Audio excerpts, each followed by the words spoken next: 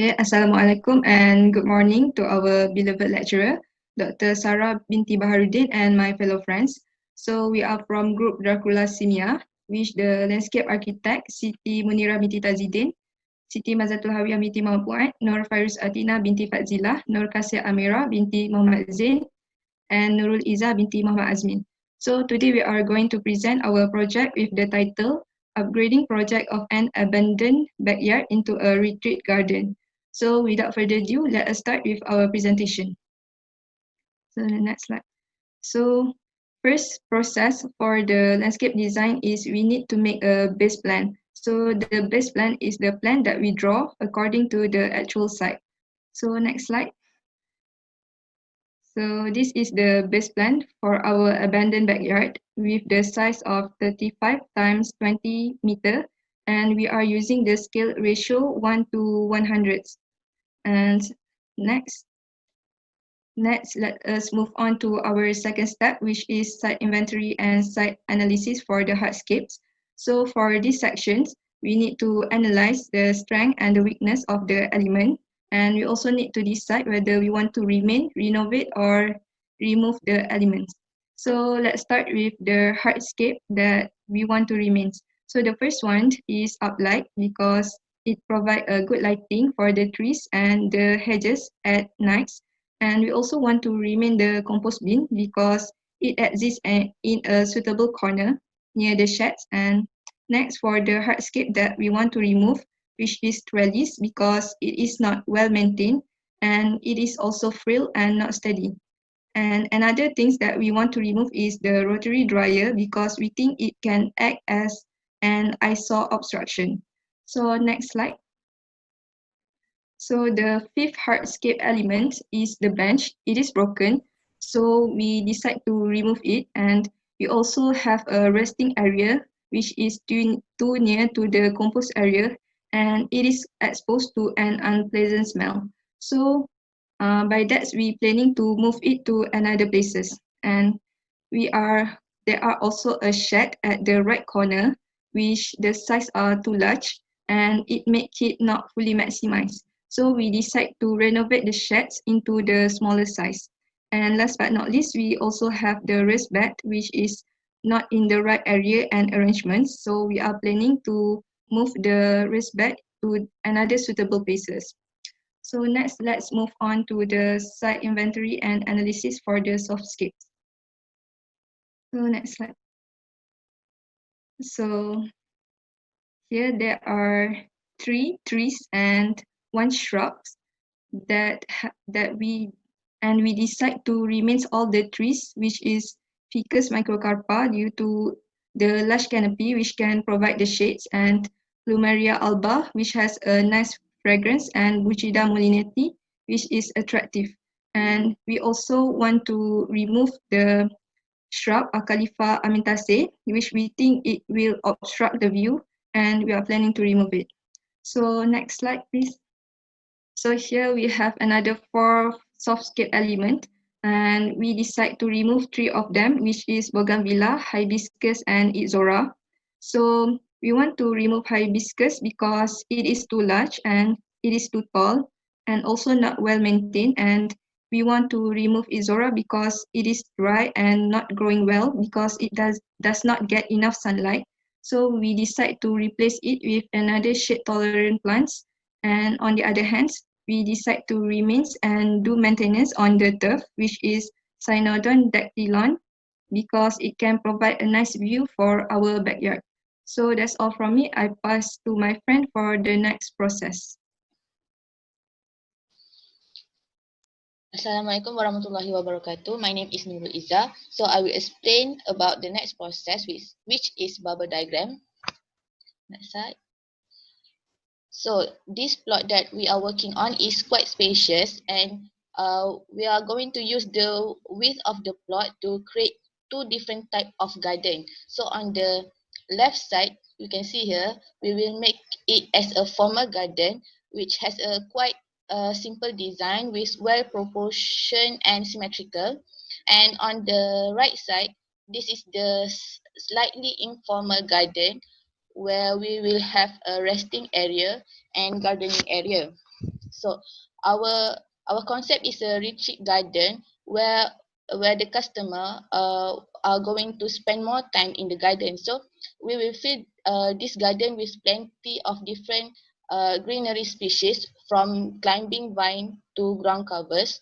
And we noticed that uh, there's a wide window here, so we decide to add planting features in front of the window, because the view out of the window are important for customer. So next. So our garden retreat garden will have planting area, gardening area, and resting area. So these features are going to be explained in detail by my friend Munira. Hey, Assalamualaikum. My name is Siti Munira and I'm going to present about the preliminary plan. So, next slide. So, as mentioned earlier, we propose to divide the area into two parts, which is formal area at the entrance and also the informal area at the upper part. So, how we divide it, we put the low retaining wall, and the wall will function also as sitting place and also planting bed. At the formal area, we add a gazebo and we change the pattern of the pathway and add more light walk to help the owners and working at the night. And so we move to upper part. At the upper part, we plan to make it more casual for the family. So we create a area that can be enjoyed, create enjoy activities. So we add pond and also the taking area that have sitting place, and also at beside the pond is the greenhouse, and we place the planting bed near the compost bin. So that is master plan that going to be presented by Fairuz. Assalamualaikum, my name is Nur Fairuz. I'm going to present on master plan and perspective. Okay. So the changes we made in master plan is the type of stone used for the pathway, which we use flag stone, and we also changed the position of the flower bed in front of the windows. Okay. Next, I'm going to present the highlight structure on our plan. Okay, first up is koi pond.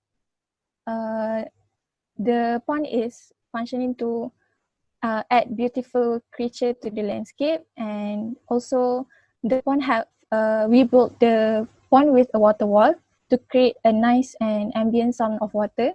The pond also will give a cozy and a calm environment for the resting space near the pond.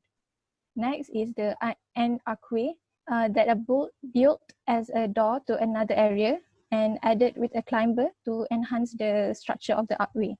The retaining walls that have, they also have retaining walls that have a function as a planting bed, also designed to have a built-in bench. Okay, then we have a 25 meter square gazebo that can give a comfortable space for a family leisure time. Okay, next slide. Okay, as a focal point of our yard, we decided to have a circle patio area, which at the middle of the circle, there is a landscape boulder. The landscape boulder which are very in size, is planted with some species of shrub and ground covers. This will give a more natural and authentic looks to the yard. And last structure is a greenhouse. The greenhouse is built near the shade and planting bed that give much easier access for the owner. Okay, then I will pass to Kasih to explain in detail on planting. Okay, hi, Assalamualaikum. My name is Nurkas Amira. I'm going to present planting schedule and planting plan. This is our trees and the symbols, shrubs, ferns, ground covers, aquatic plants, climber. This is the picture of the plant for planting plants. Number one is a plumera. We decided to put another one tree along the old one to add more shape. Between the plumera, we choose a Chinese French flower. This shrub is used to increase privacy for the owner. In front of the mirror, we put cordyline to fruticosa to give a color contra for this area with bird nest ferns and small screw pine. For the circle, we put storm lily around the circle, and at the middle of the circle, we put some screw pine, fall hater, and some storm lily to give harmony between hardscape and softscape. At the left of the garden, we put buchida. We put trees so it looks more prominent and formal for their guests come to visit. For ficus, which is number 3, we remain this tree because it has large canopy, so it's suitable for family picnics or rest underneath the tree. For the retaining wall at the middle of the garden, between the chair we put Phyllanthus microfolius. At the middle we have gate garden, and we decided to put some sandpaper vine because at the retaining wall we have green Phyllanthus. So purple sandpaper vine can be focus point in the middle of the retaining wall. Next, we move on to the next part of the garden, which more like gardening and family resting area. In the pond, we put water lily and umbrella palm, and at the side of the pond, we put shrub, which is white false cedar. At the back of the sitting area, we put some phyllanthus and heliconia to give color contrast. And at the side of the resting area, which is number 4, we put bamboo sanana to make it like a wall that spread gardening area and resting area. For the tree at the side of the pond, which is number 13, the tree at the side is fern tree because we want to give a little bit baliness theme so that when they rest in this area, they can feel like they are on vacations. Next is number 11 and number 10. At the garden area, we put some grass, lemongrass and pandan beside the bed. And in front the greenhouse, we put some white falsetto. Okay, that's all from me. We move on to the costing. So next, I will explain about costing. Next slide. So the preparation cost for our project is will cost 27,000. Next. So for the softscapes, all the plant materials for the installation and all will cost 2,545 ringgit. And for the hardscape, will cost 66,400 ringgit. For the maintenance for 6 months, it will cost 7,200 ringgit. And the total cost for our project is 103,145 ringgit. So the most of the cost went to hardscape since we add more structure to our project, and most of the hardscape are not functional, so we need to replace them. So that's all from us. Thank you.